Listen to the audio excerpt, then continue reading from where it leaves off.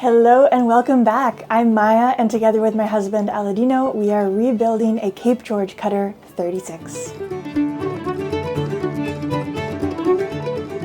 I'll be honest, this episode is going to be a bit different than normal because Aladino is actually not currently here. He is doing his PADI open water. He's never had a scuba diving certificate before, and even though he's very good at free diving, considering our chosen lifestyle, we figured it would be a good idea for him to get his PADI. So he's out doing that. It is March in British Columbia, so he is also getting his dry suit certification along with it, which makes sense because it is cold and pouring with rain, but I guess that doesn't matter if you're going to be underwater anyway.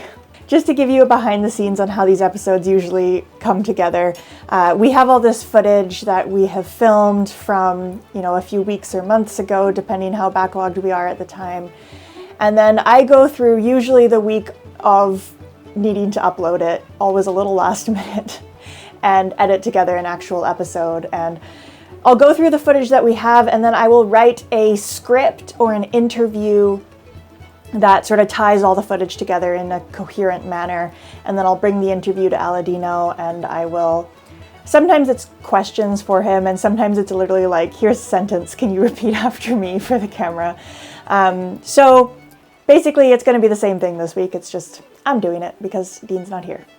But this episode is a bit of an odds and ends one anyway. In the past few episodes, you have seen us install a really elegant solution for overhead lights in our boat, which was not super simple because we don't have a liner. It's kind of what you see is what you get as far as the ceiling is concerned. And so to hide wires in an elegant and beautiful way took a bit of thought, but Aladino pulled it off, and I couldn't be happier with the results. So we've got a few more lights to install this week, nothing major. The LED strips are still going to happen down the road, but I think Dean's focusing on other things at the moment. So that's a little bit on the back burner now. But you also saw Aladino design some really beautiful galley cabinetry.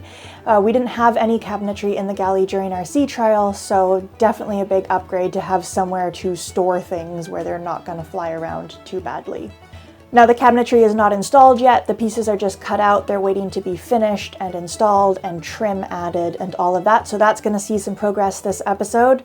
And then the electrical system is slowly coming along as well. So we're going to pull all of these different threads together in this episode as we continue along all of them.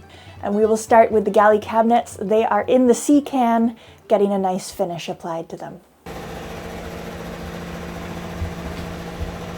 Well, as you can see, the lens is still a little foggy from walking into heated space, but things have cured. Really incredible. The scratch resistant and just tough coating that you can get from one coat of epoxy. I think I'm just gonna sand it and then continue with paint. So that has worked well.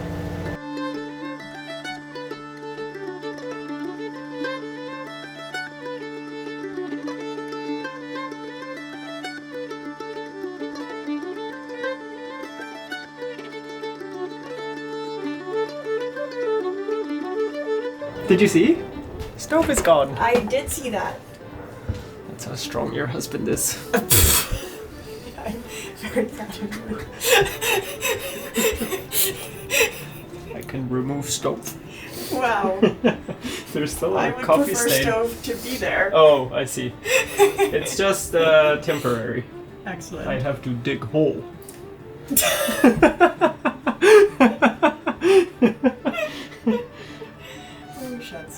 Yeah, but now I make scratch. Yeah, I've already dug hole. Okay. Bye bye. Bye bye.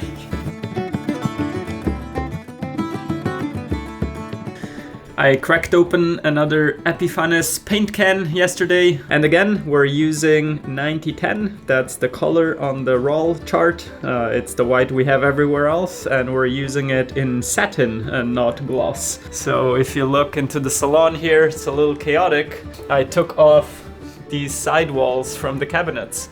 I had only painted the one side that is visible, but not the one from inside the locker. So the boat is a bit of a mess right now, and the components are still drying. Also, I have ordered some electrical conduit So that is going to go on the beam shelf. Many things all at once. That's what's happening in here.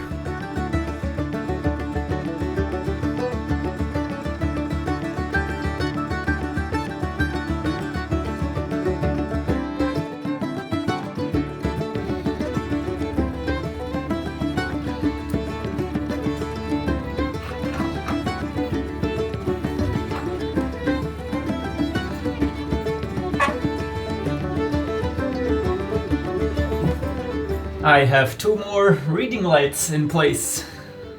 And now I'm moving on to some conduit. So I'm taking advantage of not having any cabinetry in place yet. This is called open slot, because as you can see all these slots here, that's for when you have something coming out of it, which will be perfect for us, as most of them run along the beam shelf, but then I need some single wire sticking out, for example, to go to that light. I'm going to disassemble the old, take away these little clippy thingies.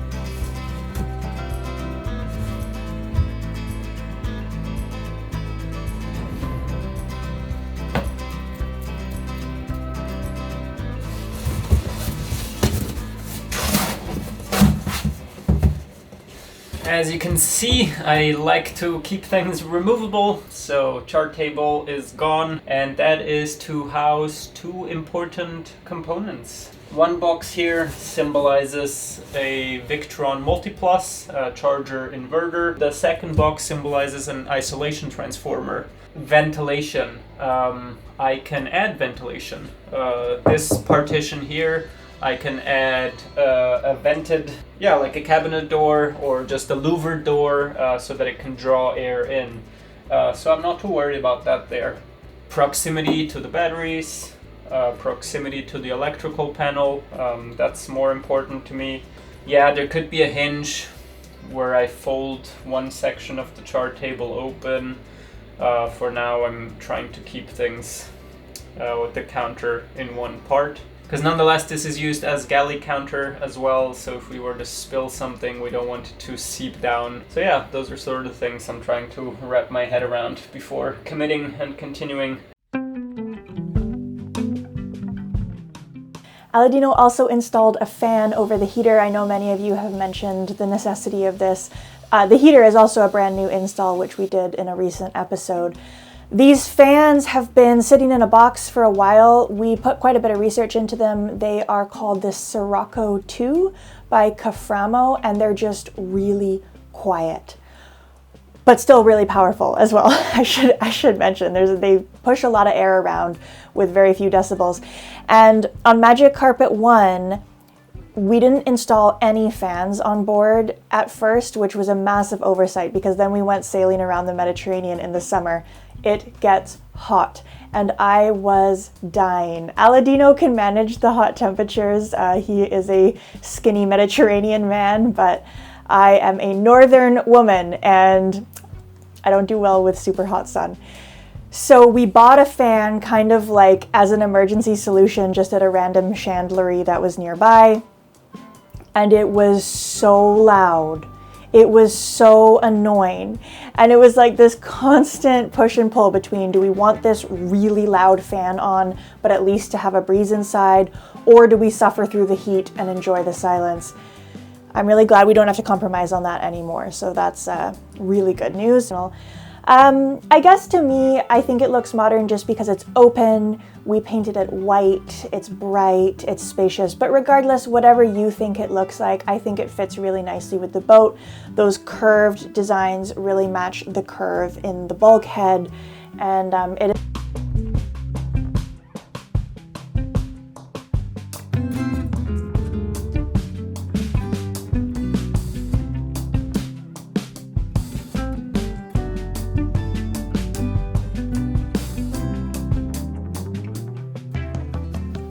And meanwhile, back in the galley, the cabinetry was now ready to be installed.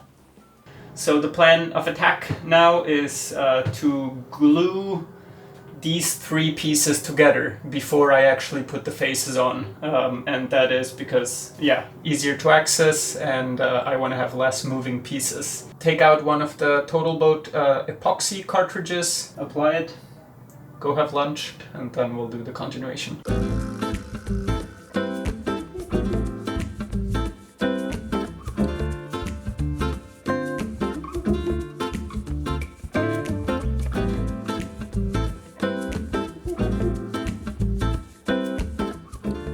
My fillets in here have cured.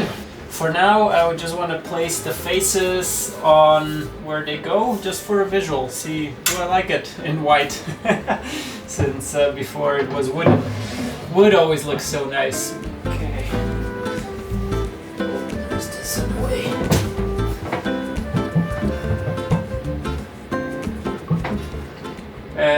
I really like the satin. Have I said that? No, I think I'm pleased with this. It looks a little too white right now, but we will offset that with some trim.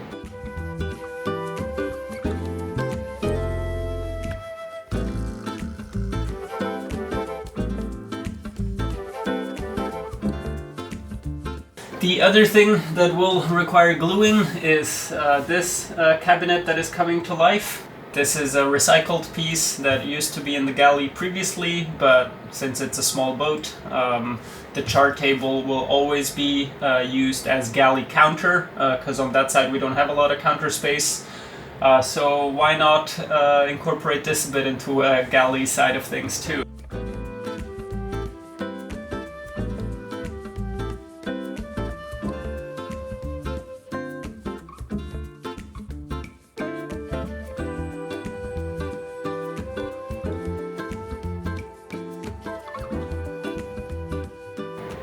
A few things about this is that there will be some important electronics underneath the chart table.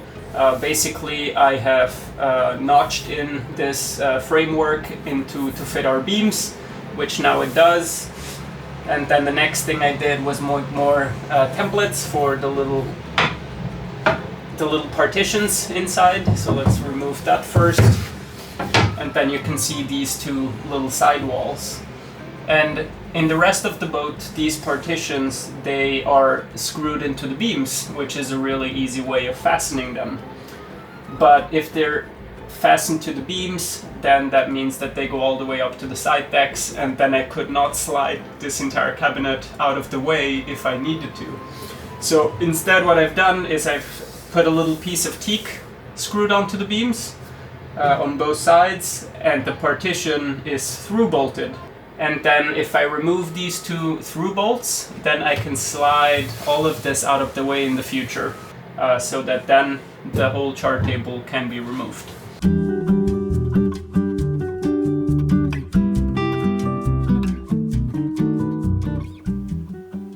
I've mentioned before how much I like this galley cabinetry design. It's, I think, a really lovely blend of traditional and modern. I mentioned in the episode where Aladino designed it, I mentioned that I like the blend of traditional and modern, and we got a few comments from people being like, I don't see the modern in that, it just looks traditional. I guess to me, I think it looks modern just because it's open, we painted it white, it's bright, it's spacious, but regardless, whatever you think it looks like, I think it fits really nicely with the boat. Those curved designs really match the curve in the bulkhead, and it is also really practical because you can just reach in and grab things. There's not too many doors in the way. That's something I really loved about Magic Carpet 1. We did not have doors on our galley cabinetry. Nothing ever fell out because it was still like wedged in really well, but it just made cooking on a daily basis so much easier. I think a really big thing with boat design is, yes, we want to design for those offshore moments. We want to have everything in place so that we're not going to have things flying around the cabin. We will have some netting for these cabinets that we can install when things get a little rough out there. On the other side, we are also designing for a daily home. There has to be a balance between the, intense practicality of an ocean voyage where, let's be real, when you are on an ocean voyage, you're surviving as far as your, cooking and daily living goes. You're sleeping really weirdly. You're not going to be cooking complex meals. But then when you're at anchor, you want to do a little more than survive. You want to be able to live a fairly decent and stress-free life where you can simply cook a nice meal without undue difficulty. Designed for the ocean, designed for life, I think those two can be brought together really nicely and intelligently, and you shouldn't go too far in either direction if you want to have a boat that doesn't drive you insane. It's really nice to see all these things come together. Like I said, I love the new galley cabinetry, but then also making use of some of the old cabinetry that came with the boat just in a different location on the chart table, I think is also really practical. It's really nice teak material. It's practical solution for plates and bowls and stuff. We kept all of our plates and bowls in one of the cabinets in the saloon during the sea trial, but going forward, it would be nice to actually have that cabinet for all of our camera gear, because I want the camera gear to be really easily accessible, but also to have a home, because this summer it kind of just floated everywhere. So that's kind of the goal. Plates and bowls here, cameras there. So I know this was a bit of a different episode than normal. I'm gonna go home and edit it now and then go pick Aladino up from his PADI course later. He is doing his in-ocean dive today. They had 2 pool days yesterday and the day before, and then 2 days in the ocean, and then he's certified. Apparently he's taking to it very well, which is not a surprise at all. He moves effortlessly in the water and he's so good at free diving, so that's not surprising. But I hope they have decent visibility. It's pretty gray, pretty murky. We've had a bit of wind, so things might be pretty stirred up out there, but it's just about getting the certification right now anyway, so I'm not expecting that he's going to come back with glowing reports from the dive, but we'll see. I'll get him to update you guys next week if you're curious.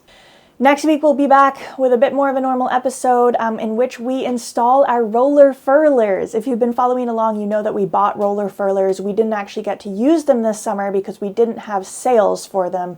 The boat came with Hank-on sails, and so we used those original sails during the sea trial. But we are getting new sails now, which will fit the roller furlers, so time to install those. It did not all go super smoothly, which you will see in next week's episode, and we sort of ended up changing plans halfway through, but that's how things go sometimes, and you'll see the whole process. All right, thank you so much for being here, everyone. Huge thanks to our patrons for making this all possible. We couldn't do it without you. Really big thank you to the folks whose names are now appearing on screen for always going above and beyond to make sure that Magic Carpet keeps being produced. Big thank you to all of you for watching. We wouldn't be able to do this if it didn't interest you guys and you enjoyed following along. So thanks for being here and watching. It makes us want to keep producing these videos every single week. So yeah, just huge thanks. See you next Friday as always. And in the meantime, man, I can't wait to get back on the water. That was a really special time this summer, and I'm just brimming with ideas for what the videos are going to look like once we move back onto the boat full time, and I feel like I can really sink into that mode of storytelling again with a bit more of a clear definition. And yeah, anyway, that is all stuff for a future discussion, but I look forward to it. Bye, everyone. See you next Friday.